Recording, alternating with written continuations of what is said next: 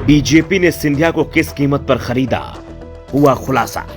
सिंधिया ने कांग्रेस छोड़ने के लिए बीजेपी से मांगी थी क्या कीमत। पहली बार सिंधिया के कांग्रेस छोड़ने के राज से उठा पर्दा। 2.5 साल पहले मध्य प्रदेश में कांग्रेस के 2 दर्जन से ज्यादा विधायकों ने अचानक ही बगावत कर दी थी। यह बगावत हुई थी ज्योतिरादित्य सिंधिया के समर्थन में, जिन्होंने दावा किया था कि कांग्रेस में उन्हें सम्मान नहीं मिल रहा है। सम्मान की तलाश में सिंधिया बीजेपी में चले गए तो उनके साथ 2 दर्जन विधायक भी बीजेपी में चले गए, जिसके बाद राज्य में कांग्रेस की जगह बीजेपी की सरकार बन गई। उपचुनाव में ज्यादातर लोग फिर से चुनाव जीत गए और शिवराज सरकार में मंत्री भी बन गए। कांग्रेस नेता दावा कर रहे थे कि विधायकों की खरीद में करोड़ों का खेल हुआ है।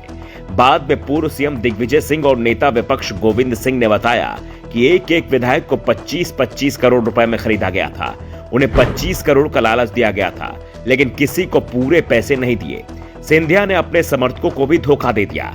बात 25 करोड़ रुपए देने की हुई, लेकिन दिए 15 करोड़ ही। लेकिन सवाल ये उठ रहे थे कि विधायक तो 25-25 करोड़ में बिक गए, लेकिन सिंधिया की बीजेपी ने क्या कीमत लगाई, क्योंकि राज्यसभा का टिकट तो कांग्रेस भी दे रही थी। सिंधिया कांग्रेस में रहते तो वो कांग्रेस से राज्यसभा सदस्य होते और बीजेपी ने भी उन्हें राज्यसभा में ही भेजा। ऐसे में सिर्फ राज्यसभा टिकट के लिए सिंधिया ने पाला नहीं बदला। अगर बात सीएम पद को लेकर है तो बीजेपी ने भी सिंधिया को सीएम नहीं बनाया। कमलनाथ के हाथ में ही प्रदेश की कमान सौंपी और इस बात के भी संकेत दे दिए कि 2023 में भी बीजेपी कमलनाथ के नेतृत्व में ही चुनाव लड़ेगी।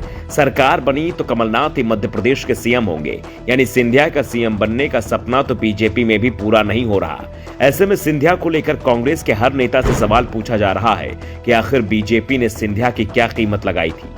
राहुल गांधी भारत जोड़ो यात्रा के साथ एमपी पहुंचे तो उनसे भी सवाल हुआ, लेकिन उन्होंने सिर्फ इतना कहा कि 20 से 25 भ्रष्ट लोग थे जो कांग्रेस छोड़कर चले गए। लेकिन सिंधिया को लेकर राहुल ने कोई जवाब नहीं दिया।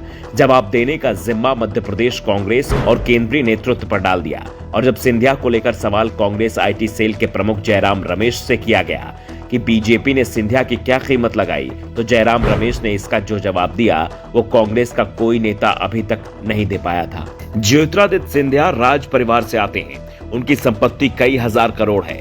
जिस घर में वो रहते हैं घर नहीं, उसे महल कहते हैं। उस महल की कीमत ही 400 करोड़ से ज्यादा है।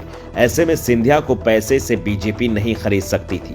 ऐसे में सिंधिया को बीजेपी ने जो लालच दिया वो एक घर का ही था। दिल्ली का सरकारी आवास 27 सफदरजंग रोड। यही उस घर का पता है जो सिंधिया के दिल के सबसे करीब है। इसी घर में ज्योतिरादित्य सिंधिया के पिता माधवराव सिंधिया 2 दशक से अधिक समय तक रहे। इस घर में सिंधिया का बचपन बीता। इस घर से उनकी यादें भी जुड़ी हुई थी। ऐसे में बीजेपी ने जब सिंधिया को मंत्री पद के साथ 27 सफदरजंग रोड का ऑफर दिया तो सिंधिया कांग्रेस छोड़ बीजेपी में चले गए। इस घर को लेकर बीजेपी ने अपना वादा निभाया भी। ये घर सिंधिया से लेने के बाद बीजेपी सरकार में केंद्रीय मंत्री बनाए गए रमेश पोखरियाल निशंक को दिया गया था। निशंक से बंगला खाली कर मंत्रियों के लिए आवंटित दूसरे बंगले में जाने को कहा गया, लेकिन निशंक ने बंगला खाली करने से मना कर दिया। सिंधिया ने भी साफ कर दिया कि वो रहेंगे तो 27 सफदरजंग रोड वाले बंगले में ही, नहीं तो दिल्ली में उनका अपना निजी बंगला है, वो उसी में रह लेंगे। निशंक ने जब बंगला नहीं खाली किया तो उनसे मंत्री पद ही ले लिया गया और इसके बाद मंत्री की हैसियत से मिला सरकारी बंगला 27 सफदरजंग रोड उनसे खाली करा लिया गया और ज्योतिरादित्य सिंधिया को सौंप दिया गया। एक बंगले के लिए ज्योतिरादित्य सिंधिया ने कांग्रेस से बगावत कर दी। Bureau report, the Navdarpan news.